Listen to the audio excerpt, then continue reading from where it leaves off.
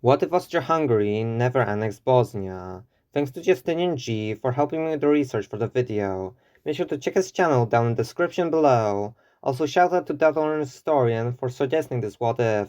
If you have a scenario that you want me to cover, make sure to comment it down below. Let's start off with some historical context. In our timeline, Austria-Hungary occupied Bosnia in the aftermath of the 1877-1878 Russo-Ottoman War. In 1908, Austria officially annexed the region, severing relations with both Serbia and Russia, and setting the stage for the assassination of Franz Ferdinand and the collapse of the Austro-Hungarian Empire. But what if that was different? What if Austria-Hungary never annexed Bosnia? The only change we need is for Austria not to occupy Bosnia, which could be done by the Austrian or Hungarian parliaments disapproving the occupation, resulting in Bosnia remaining with the Ottomans for the time being. For the sake of the scenario, one of the parliaments would constantly go against annexation, preventing it at every opportunity, fearing that it would result in an increase of power for the other portion of the empire. Now let's get into the timeline. The changes early on would be noticeable. Maybe a few rebellions in Bosnia, which only served to further lower public opinion for the Ottomans in Europe. Another difference is that with longer Ottoman influence in the region, would have an even greater Muslim presence, and with the more corrupt Ottoman government in Bosnia, it actually might be less developed compared to our timeline. Now for the main part of the video.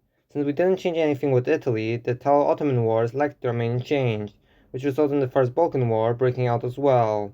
The addition of Bosnia to the Ottomans wouldn't be of much help to them. If anything, it would cause further strain on their forces, pushing the Ottomans to the boundaries of the Balkans just like in our timeline. With Serbian forces more concentrated on Bosnia, Bulgaria would also be able to take more territory. Here's where the interesting changes start kicking in. In the peace treaty, Serbia would expand south and take most of Bosnia, part of it also going to Montenegro. With Serbia already expanding so much and having acquired their main war objective in Bosnia, along with the different front lines, would make Bulgaria take most of Macedonia, which could play a role in any possible World War I. Albania would still be created due to Austrian pressure. Now we'll split the scenario into several timelines. The first one would discuss a possible world war, which could erupt in a similar time frame, since the conditions for the war were already there. The naval race between Germany and Britain, although it's cooling down in the years leading up to the war. The still existing disputes in the Balkans, Italian redentism, French revanchism, German fear of the growing power of Russia, and the rise of nationalist ideals like Pan-Slavism. So it's more than likely that the lack of the assassination of Franz Ferdinand would only delay a world war. There is the possibility that in that time frame, Britain would slowly get closer to Germany, especially if Russian power continues to rise, but it's unlikely that the alliance would develop before a possible war, especially since Wilhelm II, along with the German High Command, would want to defeat Russia before they grow too strong. This could result in them capitalizing on the smallest opportunity, like maybe an incident somewhere in Poland, and as such, a war would begin. For the sake of the timeline, this would happen around late 1915, early 1916. Right before the death of Franz Joseph, and still before the date Germany feared Russia would become unbeatable. I'm picking this date since any later and it's possible that the war would interrupt, since Austria-Hungary under a ruler like Franz Ferdinand might not be so keen on joining such a war. The early war would be similar. Germany concentrated on France by going through Belgium, resulting in Britain joining the war, Germany ignoring Belgian neutrality, followed by a slightly faster Russian mobilization which is forced the Western Front to grind to a halt. Soon after, other countries would start joining the war, those being Serbia, Montenegro, and eventually Romania. And similarly as in our timelines, the Ottomans would join as well. Italy would join soon after as a result of British promises. With a stronger Entente in the war and having more of the desired territory, Bulgaria would join the Entente in exchange for the rest of Thrace, and with Bulgarian entry, Constantinople was taken in a swift offensive. By this point of the war, Franz Ferdinand would likely take the throne of Austria-Hungary and start trying to negotiate a favorable treaty. This would result in the Ottomans and Austria surrendering around the same time. Germany alone in the war and being pushed back on both the Western and Eastern Front would be forced to surrender. Now while Germany does have the advantage of a shorter war, they also have the displeasure of America being replaced with a much more radical Russia. So let's get into the peace treaty, starting with the Ottomans. They will lose Thrace to Bulgaria, with Constantinople being contested between them and Russia. Although British fears of Russia might play a crucial role in this peace treaty. They might support Bulgaria in order to prevent Russia from gaining too much strength. Britain and France would still likely desire to carve up the Middle East, with no mandates or Jewish state. Hejaz would also gain independence. Russia would gain Greater Armenia, and even the neutral Greece would gain the majority Greek territories in Anatolia.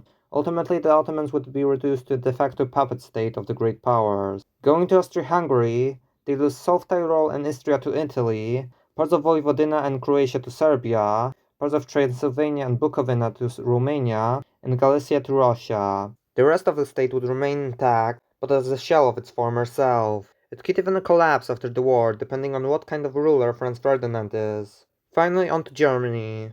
They lose their colonies just like in our timeline, also losing Posen and parts of Upper Silesia to a reformed Polish state, and Memel to Russia. The other parts of the treaty would remain the same. France would gain Alsace-Lorraine, but attempts for the Tsar would be blocked by Britain, designing a strong Germany after the war.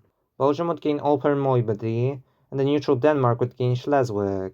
After the war, Britain would likely try to support Germany and Austria, along with gathering other allies in order to counteract the Russian threat in the east. As goes for the second timeline, the war doesn't break out before 1916, and with the ascension of Franz Ferdinand, Austria is less willing to support Germany. This is also combined with the change in geopolitics. Britain turns towards the German side due to naval race cooling down and starts going against Russia, just like in the previous timeline. This would make Europe more peaceful for the time being, and Germany might turn its focus to China, which Wilhelm II feared the potential of. Depending on how successful Franz Ferdinand is as a ruler, the state could either successfully reform or fall apart. Any attempt at reform will be met by Hungarian revolt or opposition, possibly resulting in an Austro-Hungarian civil war, with Hungary revolting against Austrian proposals of confederation. Germany would likely be conflicted on whether or not to join Austria, since they did recently become less dependent on Germany, but ultimately not wanting to lose a major ally, Germany would aid Austria. It's even possible Britain would also aid Austria, and use the threat of a war to prevent Russia from intervening. Austria eventually succeeds, and is able to reform into confederation. And as such, we end both timelines with the alliance of the Germanic powers against the Russian behemoth. And that's it for What If Austria Never Annexed Bosnia. If you enjoyed, make sure to like, comment, and subscribe. And make sure to check out Justinian G, since he's planning on releasing his own alternate history book in the near future. Thank you for watching, and goodbye!